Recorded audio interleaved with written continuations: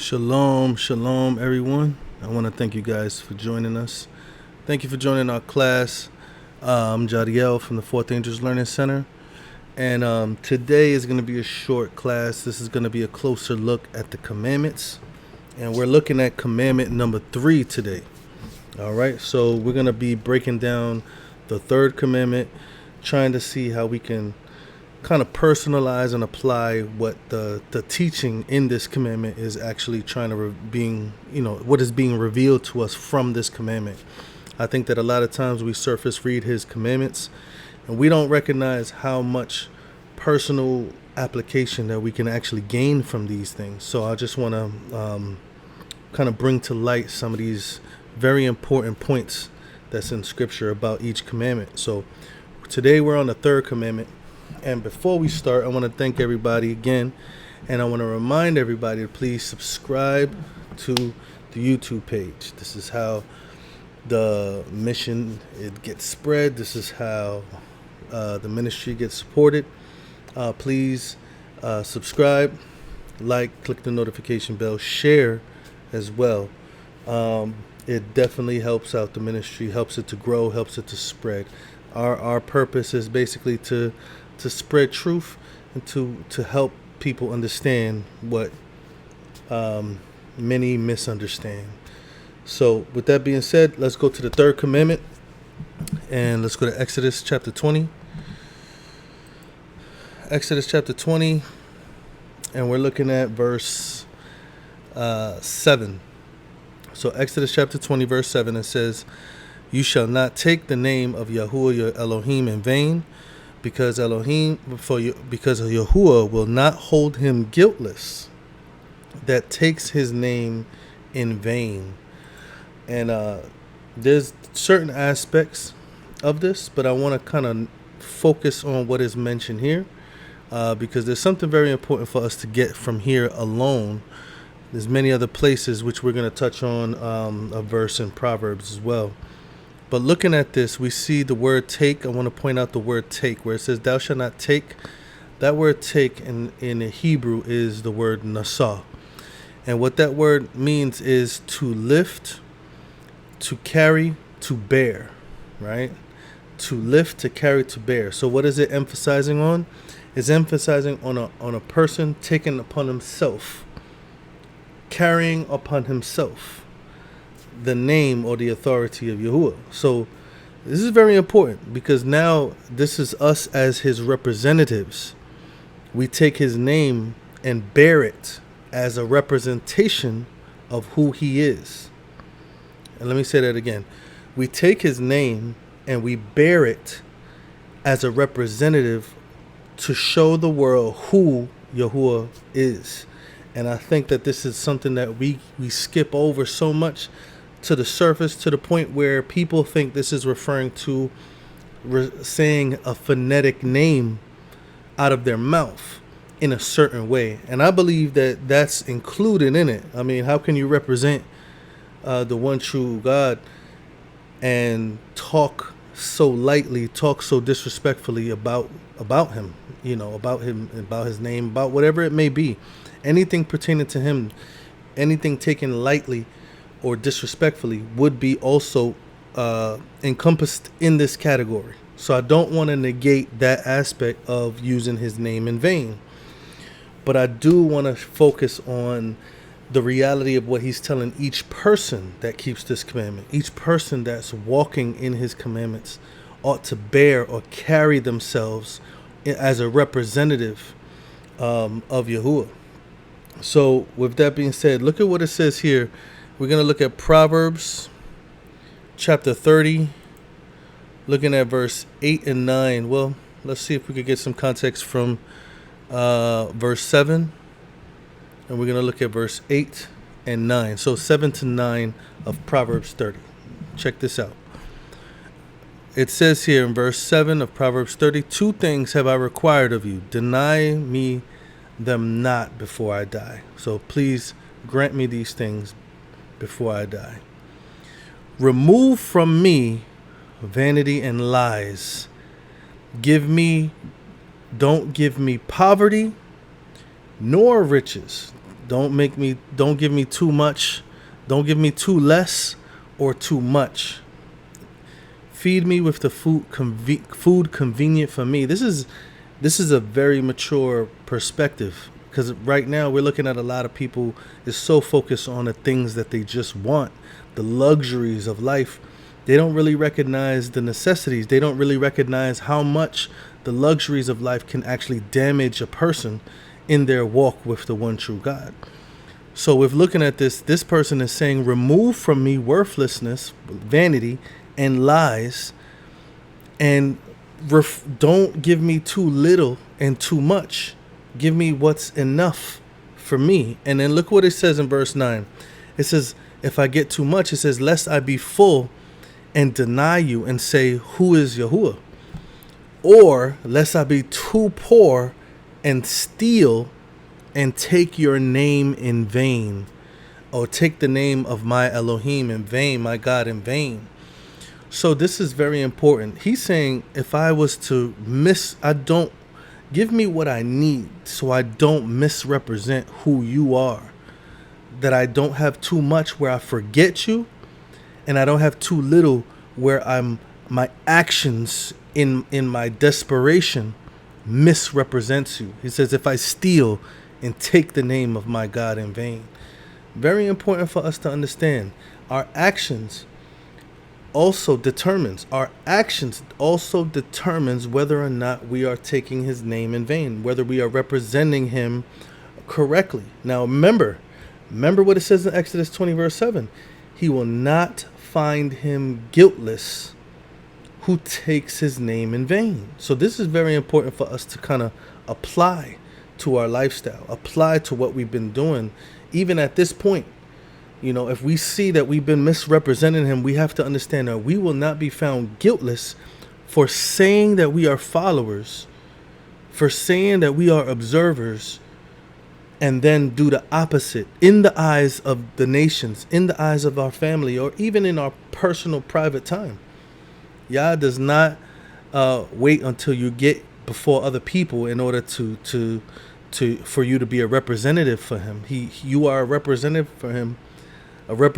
for him at all times. So let's look at a few more verses. I'm going to correlate 2 verses. All right. Let's go to Isaiah. Let's go to Isaiah chapter 1. I'm going to read verse 11 to 18. I want us to get the context of what it says. It says, to what purpose is the multitude of your sacrifices to me, saith Yahuwah? I am full of burnt offerings of rams and the fat of fed beasts, and I do not delight in the blood of bulls or lambs or goats. When you come appear before me, who have told you that I want this from you to be in my courts? Do not bring any more worthless offerings. Incense is an abomination to me. The new moons, the Sabbaths, calling of assemblies, I want them away from me. It is iniquity, even the solemn meeting. Your new moons and your appointed feasts, my soul hates, my being hates. They are a trouble to me. I am tired to bear them. And when you spread forth your hands, this is how they used to spread forth their hands and pray. Even we still even do that today. It says, I will hide my eyes from you. And when you make many prayers, I will not hear. Your hands are full of blood. Listen to what he says now. Wash you and make yourself clean. Put away the evil of your doings before my eyes and stop doing wickedness. Learn to do well. Seek judgment. Relieve those who are oppressed, judge the fatherless, plead for the widow, or plead on the behalf of widows. Come now and let us reason together, saith Yahuwah. Though your sins be as scarlet, they shall be white as snow. Though they be red like crimson, they shall be as wool. So we see he's talking about the sacrifices and the offerings, and there by no means is this verse saying that Yah never wants a manifestation of sacrifices and offerings. This is not correct. We know in Scripture it's clearly commanded that the Israelites demonstrated their faith by offering certain offerings at certain times, and that they met according to the commandments during the feasts and the new moons and things like that, which we keep as well. So is he saying I don't like these things? He is the one that commanded those things. So what is he saying he does not like? It's when those who are, let's look at this, right? So it says here in verse 16, it says, wash you and make you clean, put away the evil of your doings from before my eyes, and stop to do wickedness. So the wickedness, these people were doing wickedness and then coming to Yah and offering him offerings. They were living wickedly. They were treating each other unrighteously. And then they would call each other to keep the feasts, to keep the Sabbaths. And then they would lift up their hands and pray to Yah as if they didn't just oppress their brother. So this is what he's saying. They're trying to demonstrate with this false representation, but their true representation, even though it's not seen by everyone else, Yah sees it. Yah sees it, and he does not want to partake in any false representation. He's not saying these things are evil. I never want these things. I never wanted them in the first place. That's not what he's saying. He's saying that you are misrepresenting me. Therefore, I don't want any of the representations or the symbols to be demonstrated by you.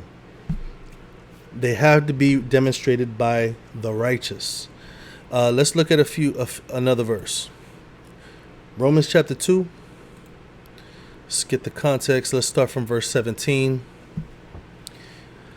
Look at what it says here. This is the same understanding of what we just read in Isaiah chapter 1. The representation, a person who bears the name, doing all these wicked things, and then trying to give these symbols and demonstrate that they are righteous is not what Yah wants us to do.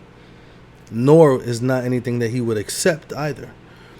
Romans chapter 2 verse 17, it says, behold, you are called a Jew, and you rest in the law, in the Torah, and make your boast of Elohim, and know his will, and approve the things that are more excellent, being instructed out of the Torah, and you are confident that you yourself are a guide to those who are blind, and a light to them that are in darkness, an instructor of foolishness, a teacher of babes, which have the form of knowledge and of the truth in the law. A form of the knowledge and truth in the law.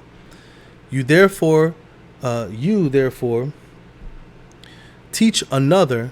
Do you not teach yourself? You preach to a man that they should not steal, but do you steal? You say to a man that they should not commit adultery, but do you commit adultery?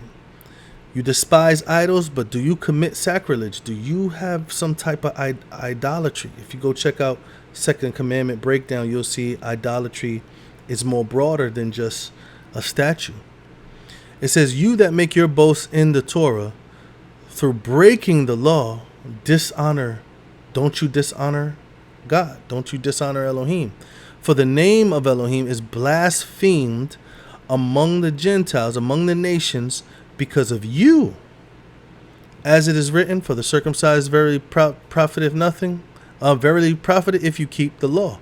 But if you be a breaker of the law, your circumcision is made uncircumcision, or counted as uncircumcision. You can have the physical representation on you, but your character is what represents who you serve.